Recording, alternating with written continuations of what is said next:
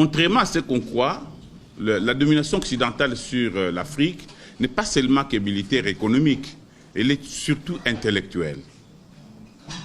Et d'ailleurs, quand on a commencé la traite négrière vers 15e, 16e siècle, c'est un pape de l'Église catholique, le pape Tommaso, qui a fait une bulle papale pour dire « vous les Blancs chrétiens, allez asservir les nègres ».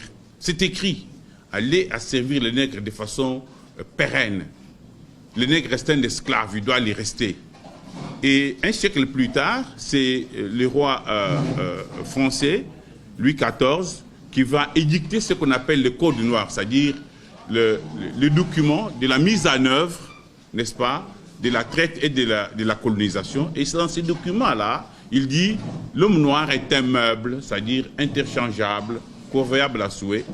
Et ce document a été fait par Colbert, le ministre des Finances de la France.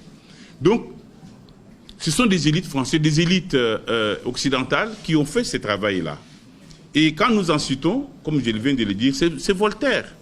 J'en cite encore quelques-uns. C'est Cuvier, un biologiste. D'ailleurs, toutes les sciences européennes qui sont nées en cette période sont nées juste pour asservir les Noirs. Cuvier, dont on parle ici, le père de la biologie française, avait gardé dans son laboratoire une femme africaine, Swatché, pour démontrer que toute l'intelligence africaine ne se situe qu'au niveau du sexe. Vous avez Gobineau, vous avez Lévi-Brul en France, vous avez David Hume, Kant, vous avez Hegel. Donc ce sont des gens qui sont étudiés dans nos universités et ce sont ces gens-là, nous faisons beaucoup de thèses là-dessus. Pour vous dire que même aujourd'hui, au moment où nous parlons, cette culture de domination intellectuelle continue à travers ce qu'on appelle les africanistes. Vous savez, dans les universités occidentales, il y a des gens qui sont payés grassement pour faire des thèses sur l'Afrique, pour écrire sur l'Afrique, pour commenter les statistiques africaines.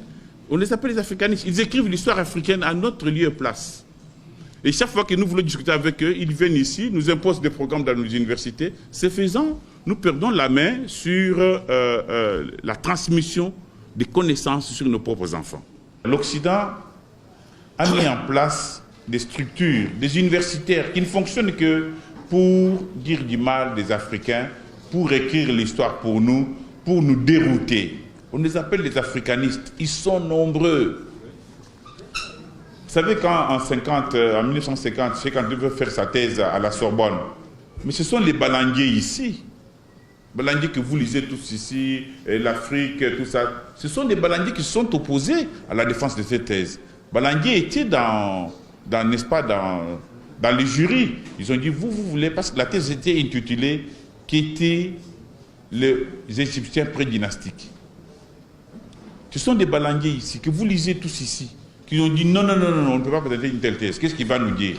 Ils ne nous ont même pas donné l'occasion de la présenter. De toute façon, il ne faut pas être impressionné. Il faut cesser d'être, même si on lit les livres, hein, même, bon, coupons la poire en deux, lisons leurs bouquins, tout sur l'Afrique, d'accord. Mais il faut peut être impressionné. Tout est faux dedans, d'un bout à l'autre. Donc, les livres là, bon, je ne veux pas les nommer, vous les connaissez, mais lisez parce qu'ils sont au programme, achetez parce que c'est l'environnement, mais je vous garantis qu'il n'y a aucune parcelle de vérité dedans. Tous les livres africanistes écrits par des africanistes français, italiens, portugais, espagnols, anglais, c'est faux d'un bout à l'autre. C'est du mensonge. Ce sont des crétois, c'est-à-dire des menteurs qui savent qu'ils mentent, mais ils mentent quand même. C'est ça un crétois. Ils sont tous crétois. Ils mentent. C'est-moi quelqu'un qui dit que, voilà, mais sur l'Égypte, le cas est bien précis. Sur l'Égypte ancienne, l'Égypte pharaonique, qui était africaine et nègre. Cette Égypte n'est même pas en Afrique. Elle est méditerranéenne, elle est au Proche-Orient. C'est des choses qui valent même pas un sou. Et qu'ils étaient bruns, les femmes étaient jaunes, et les autres étaient en rouge, et que n'importe quoi.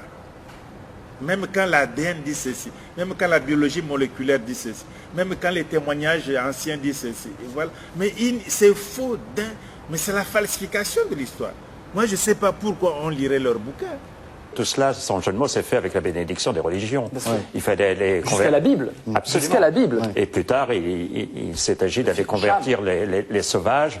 Et sans doute, dans tous les catéchismes de France et de Navarre, cela a contribué à inculquer cet esprit finalement difficile dans les cervelles. Le livre fondamental qui a un peu retourné toutes les consciences les plus réactionnaires et qui a fossilisé l'idée de race, c'est quand même Gobineau qui, au 19e siècle, a classifié les races et surtout les a hiérarchisées. Ouais. Et c'était très utile. Il fallait réhabiliter l'esclavage. Il fallait se dire que... C'est très utile pour les politiques qui voulaient le pouvoir. Oui, c'est très utile de dire que le noir descende de son cocotier et qu'il est proche de l'animal, qu'il n'est pas évolué, comme disait François. C'était vraiment très, très pratique. Et quand ils vont... toute la clique de Napoléon se retrouve en Égypte. En Égypte, il y a ce magnifique sphinx que l'on voit.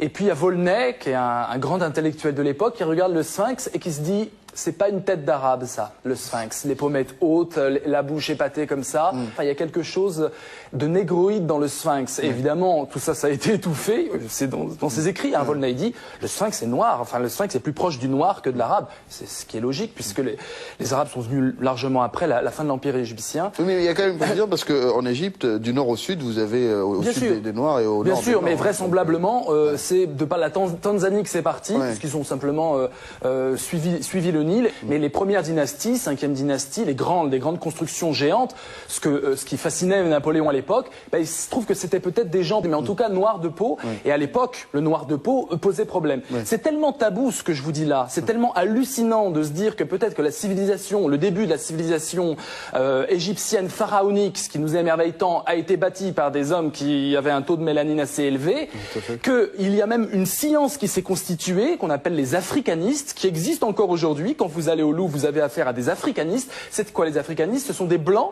spécialisés des noirs, spécialisés de l'Afrique, et qui nous disent à longueur de page, oui, mais c'était pas trop des noirs, non, parce que dans les années 30, on pensait que c'était évidemment des caucasiens qui avaient créé l'Empire égyptien, puis qui étaient repartis dans le nord. C'était tellement merveilleux, ça ne pouvait pas être des noirs, on était en pleine traite négrière. Vous voyez, là, on est vraiment dans un conflit où le Maurras est totalement instrumentalisé. Voilà pourquoi c'est piégé, voilà pourquoi il faut mettre des pincettes et essayer d'inventer des nouveaux mots. Et là, le philosophe peut s'associer aux scientifiques pour qu'on crée des mots faciles plutôt que faire des périphrases en disant génotype différent, etc. Il y a peut-être des nouveaux mots. Il y a ethnie qui est très à la mode. Ethnie aussi pose d'autres problèmes. C'est que au moment où l'impérialisme, n'est-ce pas, atteint son apogée en quelque sorte, dans l'état moderne, en tout cas au 19e siècle, au début du 19e siècle, l'Occident découvre que c'est l'Égypte et une Égypte noire qui a apporté tous les éléments de la civilisation à l'Europe. Et cette vérité, il n'était pas possible de l'exprimer. Voilà la vérité, voilà la réalité.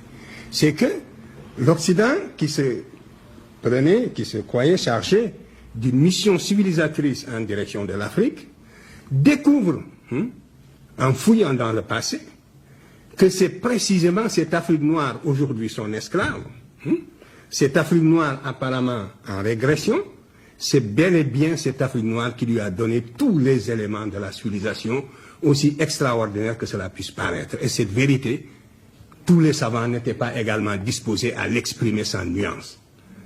Donc, la communauté des savants s'est scindée en deux groupes. Les savants de bonne foi qui ont eu le courage de regarder la vérité en face et de dire aussi extraordinaire que cela puisse paraître. Pourtant, c'est cela. Et Volney faisait partie de ces savants. Il était contemporain de Napoléon Volney. C'est un savant du 18e siècle, 19e siècle, qui a voyagé beaucoup et qui est contemporain de Napoléon. Il faisait partie de ceux qui avaient le courage d'exprimer cette idée. Et ensuite, toute la lignée presque des égyptologues qui ont falsifié l'histoire de l'humanité de génération en génération et qui ont commis un crime le plus grave contre la science et l'humanité. Au sein de ces égyptologues aussi, il y a eu une tendance beaucoup plus modérée qui a essayé d'exprimer une vérité plus ou moins fardée. Voilà. Donc, c'est comme ça, de falsification en falsification, qu'on en est arrivé à dire que l'Égypte est un accident géographique en Afrique. Et quand on parle de l'Égypte, on parle de l'Orient. L'Égypte, c'est pas l'Orient, c'est l'Afrique. L'orientalisme est une frustration, c'est une falsification. Cette affaire du colloque du Caire, on est sorti victorieux, vous lisez les résultats du Caire, à tous les points de vue. Race, langue, culture. L'Égyptien ancien, les Sonerons, le clan, tout le monde a dit que c'était comme ça. Les actes sont publiés par l'UNESCO.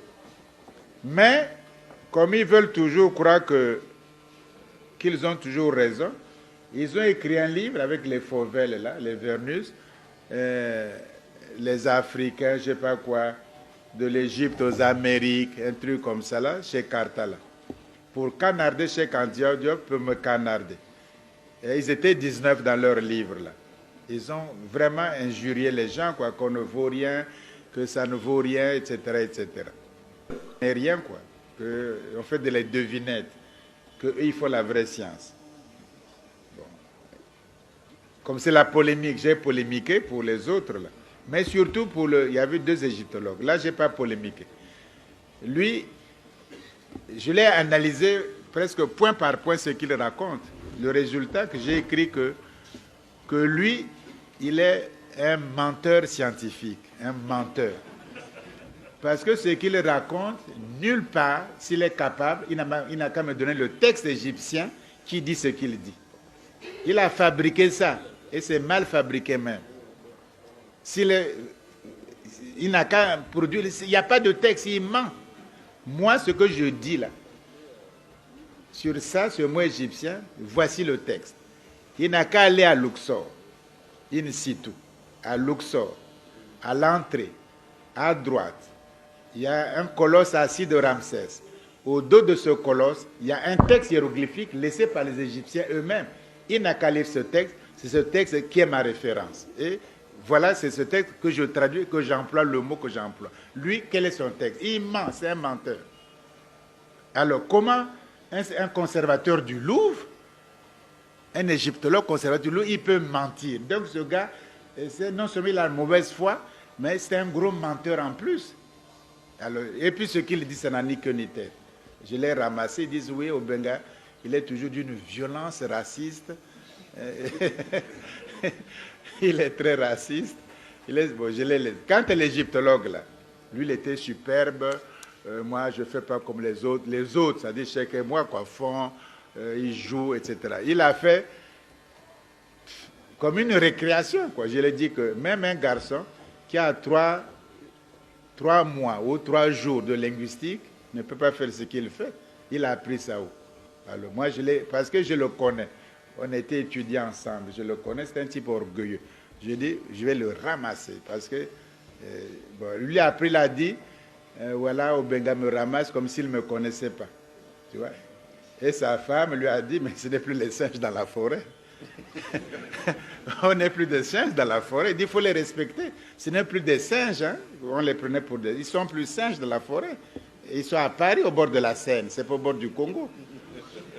Donc, alors lui, tu sais, je le connais. Il était très superbe, orgueilleux. Il critiquait même les profs. Il se prenait pour né de la cuisse du Sphinx ou quoi. Et je l'ai bien ramassé, mais techniquement, il ne pouvait rien faire. Et depuis, il ne peut plus faire ce qu'il blague. C'est techniquement. Alors maintenant, ils sont défaits. Ils gardent, j'ai vu à Abidjan, on voulait me présenter à leur groupe, à une dame de leur groupe là. Bon. Moi, je ne voulais pas arrêter le gars de Côte d'Ivoire, l'Ivoirien. Je ne voulais pas l'arrêter parce que je dis il va faire une erreur. Bon, c'était trop tard. Il dit, professeur, venez, je vais vous présenter à madame Intel. J'allais l'arrêter, mais c'était trop tard. Je dis, bon, alors. Il a dit, bon, madame, je dis, bonjour, madame, mes respects. Et quand on a présenté, il dit, monsieur Obenga, il dit, oh, les racistes, là. Elle a crié, le raciste, là. J'ai dit, mais madame, je ne suis pas raciste. Je ne suis pas raciste, mais voici le problème. C'est que les problèmes africains, dans la mesure du possible, on les défendra sans aucun compromis, d'aucune sorte. Et si vous appelez ça raciste, fanatisme, c'est votre vocabulaire. Mais je ne pourrai jamais faire un compromis. D'autant plus que vous, les africanistes, hein, vous parlez des choses dont vous ignorez. Dans votre groupe, là, il n'y a aucun égyptologue. Il n'y a aucun paléontologue. Il n'y a rien. Pourquoi vous toujours vous prenez les gens pour dire, mais oui, vous êtes raciste? Je dis, bon. prenez comme vous voulez. Vous êtes ici venu expliquer les royaumes à Caen, c'est-à-dire les royaumes des Baoulés, là, les royaumes à Caen. Moi, je me préfère lire les livres écrits par les Ivoiriens, il y a des historiens parmi eux, que de lire vos chiffons-là de trucs-là. Il dit oui, mais Oubenghem, non seulement il est raciste, mais il est impoli. J'ai dit, mais impoli, c'est moins fort que raciste. Puisque je suis déjà raciste, je peux être impoli. Impoli, c'est moins fort. Puisque, j'ai dit non. Après, j'ai dit, bon, venez, on va manger à table, on va décider. J'ai dit non, je ne... C'est bizarre, hein? Tu vois bien qu'ils ont tort, ils ne sont pas sereins, ils ont tort. Marcus Garvey l'a dit, il ne croit pas qu'un seul blanc puisse écrire l'histoire des Noirs avec quelques sympathies, même la simple sympathie. Ils ne pourront pas, mais pourquoi vous lisez le jour, mais il faut faire cette révolution, ne plus acheter leurs bouquins d'histoire sur nous, parce que c'est nous qui achetons, les blancs eux-mêmes n'achètent pas ces livres. Tu as cru que les Blancs vont acheter les livres sur Joséphine Baker pour faire quoi? Dans leur bibliothèque, ils achètent autre chose. Ils n'achètent pas vos histoires-là, sauf quelques africanistes. Mais le gros des Blancs ne vit pas dans cette littérature. C'est quelques gens qui servent de pions, c'est tout. Donc au fond, il faut que les Noirs ne demandent pas à un autre, dis-moi qui était mon ancêtre. Essaie de le trouver toi-même avec tes erreurs. Les Chinois ne demandent pas aux Japonais de dire l'histoire de la Chine. Les Indiens ne demandent pas aux Pakistanais de leur dire leur histoire, encore qu'ils soient en conflit. Les Français ne demandent pas aux Allemands d'écrire des livres d'histoire de la France pour les enseigner à l'école française. Les Allemands ne demandent pas aux savants français d'écrire l'histoire de l'Allemagne. Les Anglais n'attendent pas les savants hollandais ou les savants belges ou les savants français d'écrire la littérature anglaise et de l'enseigner à l'école en Angleterre. Hein? Et pourtant on enseigne ça en France. Et pourtant il y a des professeurs qui ont les doctorats dans la littérature anglaise. Mais ils enseignent en France, ils vont faire des conférences, mais on n'attend pas d'eux l'essentiel en Angleterre. Mais or nous attendons tout, absolument tout, des étrangers. Et je te querelle, toi, parce que sur ce que quelqu'un a écrit. Hein? Je te querelle. J'ai dit oui, mais tu as lu Dupont a écrit ceci. Hein? Oui, tu as dit oui, la Vallée aussi a écrit ceci. Et nous querellons à cause de deux écrits par des étrangers sur notre histoire à nous deux. Alors que tu as la même formation exactement, sinon plus. Les gens qui nous combattent, et je vais vous dire une petite chose en plus, faites-moi une parenthèse. Les Africains se sont posé la question, pourquoi est-ce que nos rapports avec l'Occident depuis le 14e, 15e siècle sont toujours teintés par des logiques implacables, de domination, de sauvagerie, tout ça?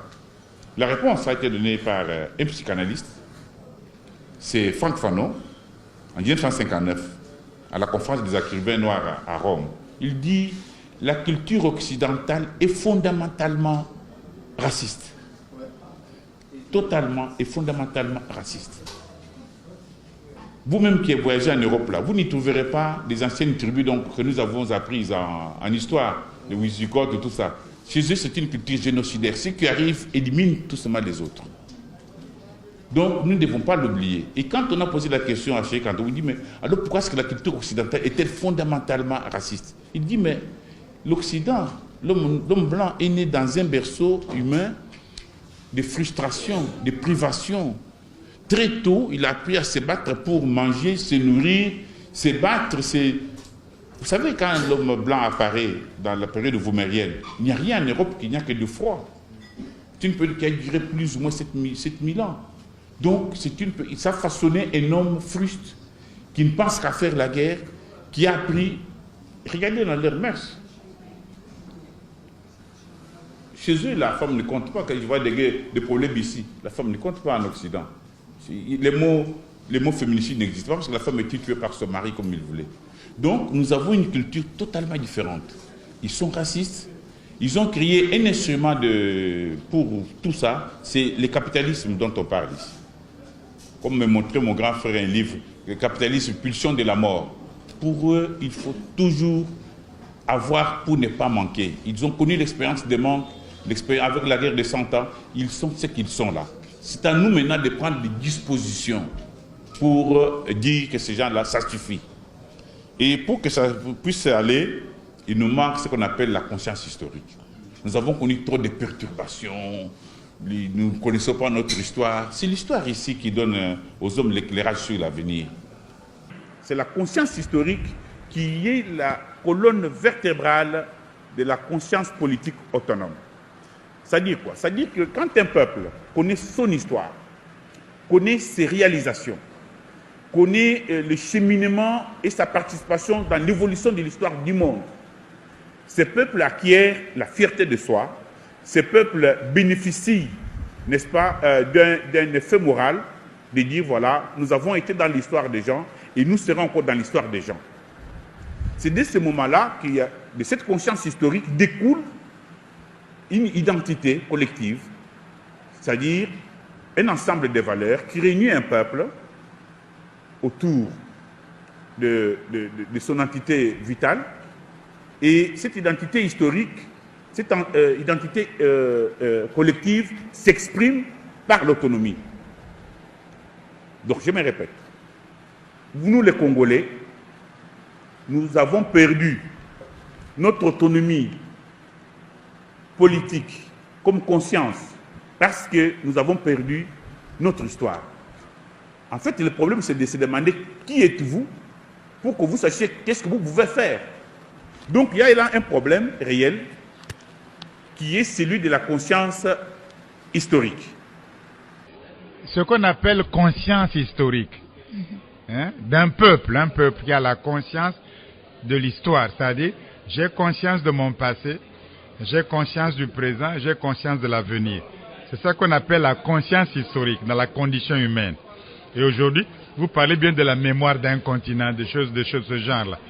Tout le monde parle de l'Afrique, vous enseignez l'Afrique, l'histoire de l'Afrique, vous avez des livres, vous avez de ceci. Mais c'est ce jeune Sénégalais qui a donné à l'Afrique la conscience historique. Avant Cheikh Anta Diop, on n'avait pas de conscience historique. C'est son travail qui a donné à l'Afrique, au peuple africain, la conscience historique. C'est rien que ça. C'est-à-dire que vous avez un passé, quel qu'il soit, glorieux ou pas glorieux, peu importe, vous avez un passé, avant la colonisation, prenez conscience de ce passé-là. Dépassez même ce passé en bâtissant un État fédéral dont il a fondé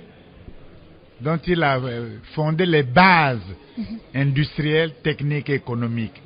Dans un livre que l'État fédéral, les fondements de l'État, en 1960, les fondements de l'État fédéral de l'Afrique noire, fondements industriels, techniques, économiques, linguistiques.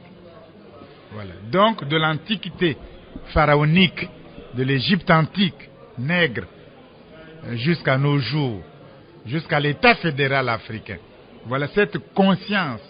Et en 1948, Cheikh Anta Diop est le seul noir africain. Il est né en quelle année? En 48, il a quel âge? Il parle de la renaissance africaine. Il dit, quand parlera-t-on de la renaissance africaine? En 1948. Et aujourd'hui, nous sommes en 2009. Nous, on parle de la renaissance africaine. Les Thabo Mbeki en parlent. Tout le monde croit qu'il faut renaître, etc., etc. 48. Si on avait suivi Cheikh Anta Diop depuis 48, on aurait fait déjà, pas le FESPAM numéro 3, on serait au FESPAM numéro 40. Et on se serait déjà, la conscience serait beaucoup plus développée. What would you say to the black parent who is satisfied with his or her child learning only European or white history? Non, il faut apprendre l'histoire des autres, mais il faut se connaître d'abord. It's fine to learn the history of others, but you must know your own self first. Sinon, un peuple qui perd la mémoire historique est devenu un peuple fragile If a people forgets its historical memory or loses its historical memory, it becomes a very fragile people. Il se désagrège. C'est la conscience historique qui nous permet de rester un peuple fort. They regress, and it is that historical memory which permits them to be a strong people.